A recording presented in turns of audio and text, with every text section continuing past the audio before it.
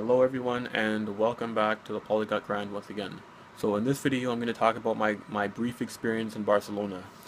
As many of you guys already probably know, in Barcelona they speak two languages, Spanish and Catalan.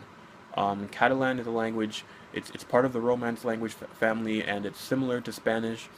Um, and if you can speak Spanish, you should probably be able to understand a great deal of what you hear in Catalan. But at least from what I've experienced, there's also a couple differences that you can't really like a couple differences that are kind of like unintelligible if you can only speak Spanish.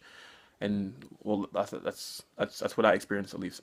So like while I was in Barcelona, I noticed a lot of the restaurants, like the menus and stuff, were in Catalan, which I found slightly intimidating because like I can't speak Catalan yet. Like I'm very interested in Catalan, and I would really like to learn the language. I actually might do like a 1 month challenge and see how much Catalan I can learn in 1 month.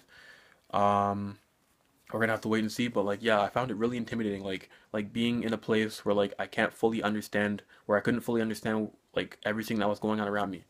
And like obviously I could have just like asked one of the people if they could just translate what something on the menu said, but like just the fact that like I couldn't understand it myself, I found it like slightly intimidating. And like it made me wonder how like tourists that like go to countries where like they can't speak any of the language, like not even like they can't even say the word like bathroom or please or anything like that, like how they can like I don't know, like walk around so comfortably, like not understanding anything that's going on around them. Like I don't know, I found that like interesting. But yeah, like I'd like to go back in the future. I'd like to learn Catalan and go back in the future.